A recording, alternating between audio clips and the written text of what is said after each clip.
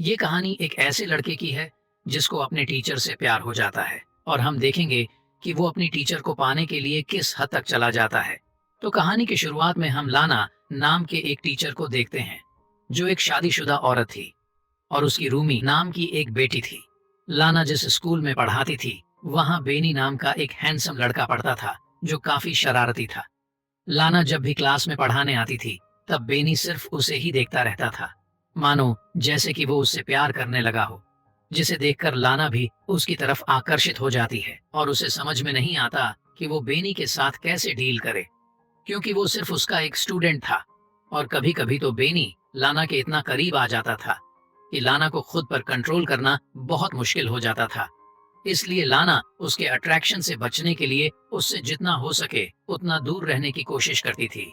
फिर एक दिन लाना अपने क्लास के सभी बच्चों को टेस्ट पेपर बांटती है और उनको इंस्ट्रक्शन देने के बाद उन सभी को पेपर लिखने के लिए कहती है। पर तभी वो देखती है कि बेनी अपने पेपर में कुछ भी नहीं लिख रहा है और उसकी तरफ ही देखे जा रहा है। तब लाना उसको इग्नोर करने लगती है। फिर क्लास के बाद वो अपनी बेटी रूमी को स्कूल से लेने जाती है। तब रूमी अपनी माँ को बताती है कि स्कूल बहुत बोरिंग था, जिसे सुनकर लाना हंसने लगती है। फिर जैसे ही वो रूमी को कार में बिठाती है तभी उसकी नजर बेनी पर पड़ती है जो अपने कुत्ते को टहला रहा था। वो थोड़ी देर बेनी को देखने के बाद वहां से जाने लगती है। फिर अगले दिन लाना का एक स्टूडेंट क्लास में प्रेजेंटेशन दे रहा था, जिस दौरान क्लास की दो लड़कियां फोन चलाते हुए हंस रही थीं।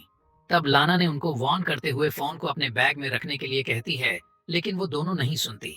तो लाना उनसे उनका फोन मांग लेती है और कहती है कि क्लास के बाद उन्हें उनका फोन लौट आएगी। जिस पर एक लड़की लाना को फोन देते हुए उसको चुड़ैल कहती है, जिसे सुनकर बाकी स्टूडेंट्स हंसने लगते हैं।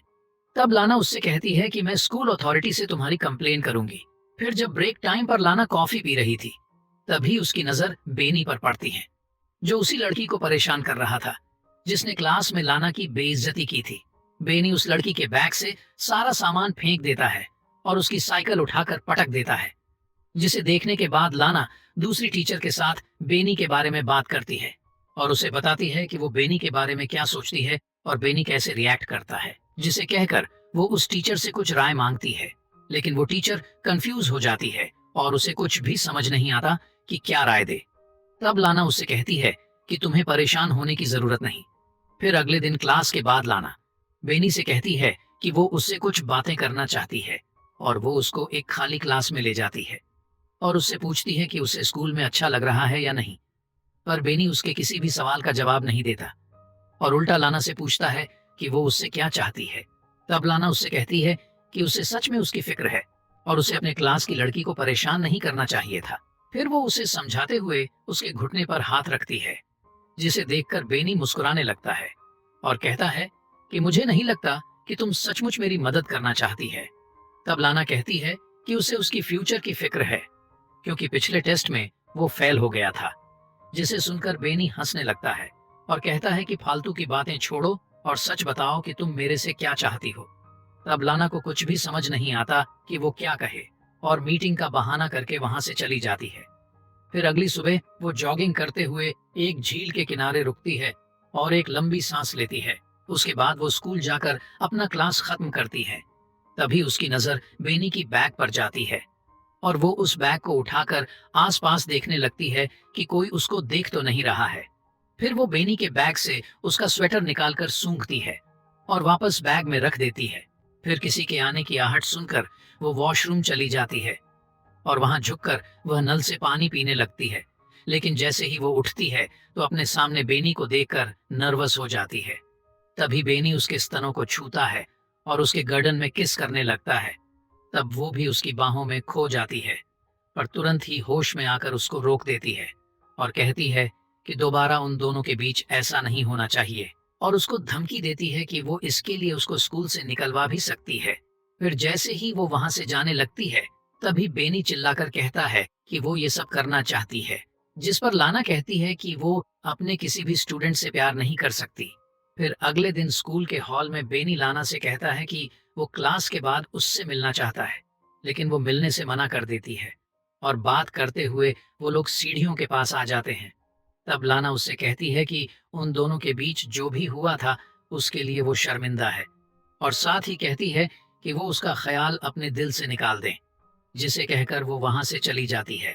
फिर क्लास खत्म होने के बाद जब वो पार्किंग लॉट में जाती है तो देखती है कि उसके कार का साइड मिरर टूटा हुआ था और उसके कार पर स्क्रैच लगे हुए थे। फिर वो कार में बैठकर अपनी बेटी को लाने के लिए उसके स्कूल जाती है और अपनी बेटी को लेकर घर जाने लगती है। फिर अगले सीन में हम देखते हैं कि लाना अपने घर में गार्डनिंग कर रही है। तभी उसका पति उससे पूछता है कि उसके कार में स्क्रैच कैसे लगा, जिस पर वो कहती है कि वो एक लैंप पोस्ट में टकरा गई थी। तब उसका पति कहता है कि लैंप पोस्ट से इस तरह के स्क्रैच कैसे हो सकते हैं। तो वो कहती है कि कभी कभी ऐसा होता है।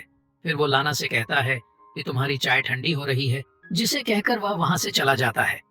फिर अगले दिन लाना अपने क्लास में सभी स्टूडेंट्स को इंटर्नशिप के लिए एक लेटर लिखने को कहती है और सबसे पूछती है कि किसी को कोई सवाल करना है।